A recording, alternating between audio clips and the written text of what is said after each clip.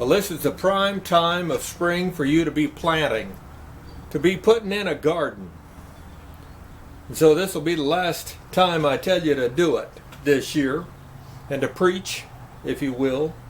But I'm going to preach at a different angle, in so much as simply to tell you that you don't have to garden every year to produce food.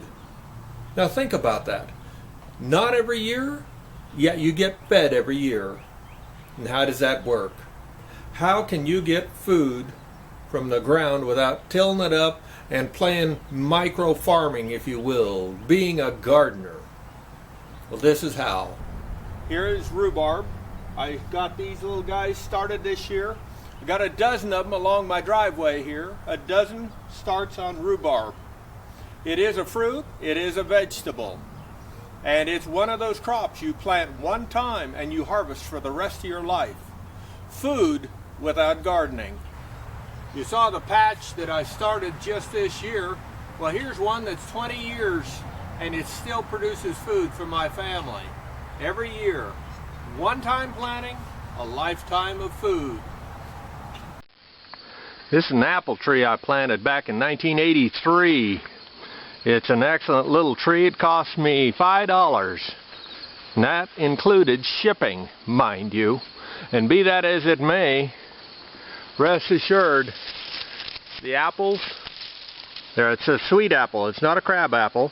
They don't get real big, but conservatively on a good year, it'll give us over $200 in retail value worth of apples if we had to buy them. That's not a bad investment for $5, so you ought to consider apples. Now this is my nettle patch. I took a cutting from the river, brought it here 20 years ago, and it just keeps growing. Absolutely. Well worth its weight in gold in so many aspects of use, from food, medicine, and even a weapon. And a one-time planting means that you have that wealth at your disposal anytime you want it.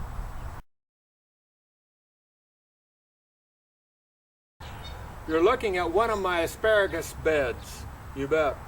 You plant it once, and for the rest of your life you're going to be harvesting asparagus. One-time planting, lifetime of harvest. You grow your own, and rest assured it tastes better, it's a healthy product, and without question, a lifetime of asparagus. And of course, I have this patch, and I have a number of patches on the river, because nobody notices it down on the river. That's free land and free water, and your family will profit from a one-time planting. I saw in an advertisement banana trees, and it said that they would grow in northern Texas. I asked the wife if I could spend the $7 on it, and she said no. Now I assumed when she said no, that meant yes, I could do it, just don't get caught doing it by her. Well, I bought one, and it's holding up reasonably well. And of course, I still think it'll even grow in southwest Nebraska. Why? Well, I looked on the map, and it was only 3 inches from northern Texas in the map, so I figured an extra 3 inches, I bet I can get it to grow here, and maybe even survive. Maybe? Yeah, I like to do a few crazy things, and this is one of them.